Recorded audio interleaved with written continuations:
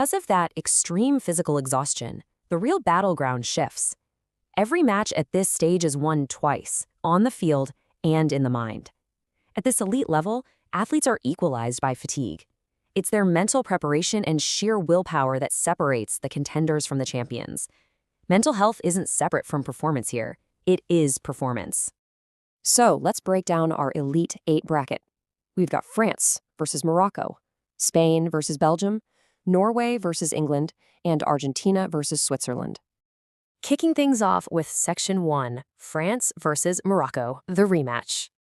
The core tension here is absolutely fascinating. France is completely battle-tested and totally calm under pressure after a brutal street fight of a match against Paraguay.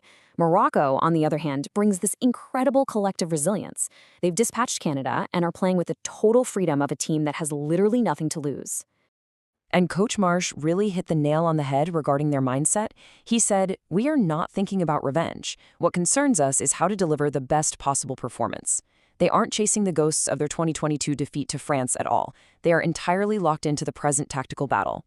But here's the reality check. Morocco is facing a massive physical toll.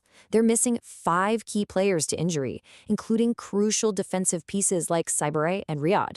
So while they are making history as the first African nation to reach back-to-back quarterfinals, their backline is heavily depleted.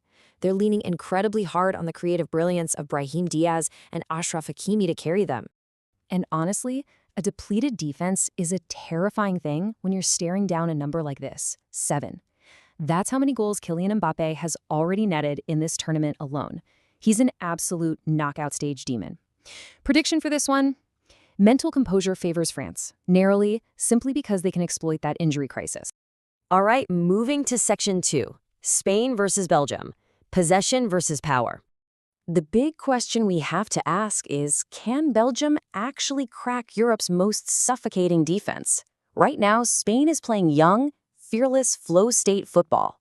Belgium, meanwhile, is a team where deep experience meets fading urgency. They've shown flashes of brilliance, but they fluctuate. The clash of styles here is literally night and day. You've got Spain's 4-3-3 possession system running on relentless counterpressing and pure psychological freedom. Then you have Belgium, banking on tactical masterclasses, counterattacks, and dropping lethal weapons like Kevin De Bruyne and Romelu Lukaku off the bench to change the game late. But Spain's psychological edge is backed up by an absolute fortress of a defense. We are talking 4 consecutive clean sheets. They simply do not concede goals.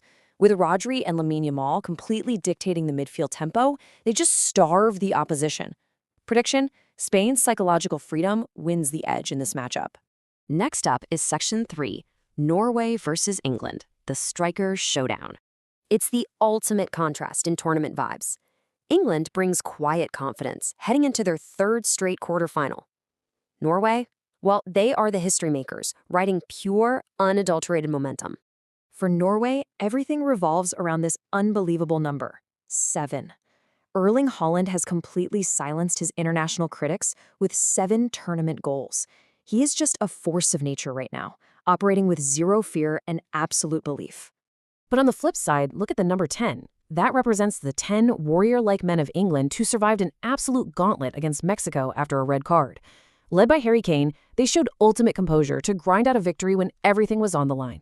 So it's the fearless giant killers of Norway, who famously upset Brazil 1-0 and are thriving on zero pressure, against the heavy, suffocating expectations placed on Thomas Tuchel's structured England.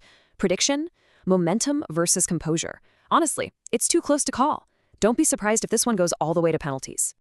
Finally, Section 4, Argentina versus Switzerland, magic versus discipline.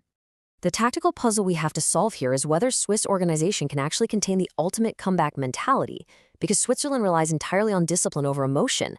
Argentina? They have that chaotic comeback mentality, completely led by an unwavering belief. And the Swiss have one massive 39-year-old problem to solve. 8 goals from Lionel Messi. It defies logic. He is single-handedly dragging Argentina through adversity, creating moments of absolute magic whenever his team is pushed to the brink. This is the ultimate psychological clash. It's chaotic emotion against cold discipline. Argentina wears their heart on their sleeves, relying on pure belief and individual brilliance. Switzerland stays incredibly calm under pressure, opting for a highly organized, methodical defense that prioritizes structure. Just look at how they got here. Argentina survived grueling 3-2 comeback scares against both Cape Verde and Egypt. Switzerland delivered a defensive masterclass to completely shut down Colombia. The key battle is going to be Messi's genius against Granit Xhaka's midfield organization. Prediction: Argentina's relentless resilience carries them through. As we've seen throughout this explainer, 8 teams are left, but only one mindset wins.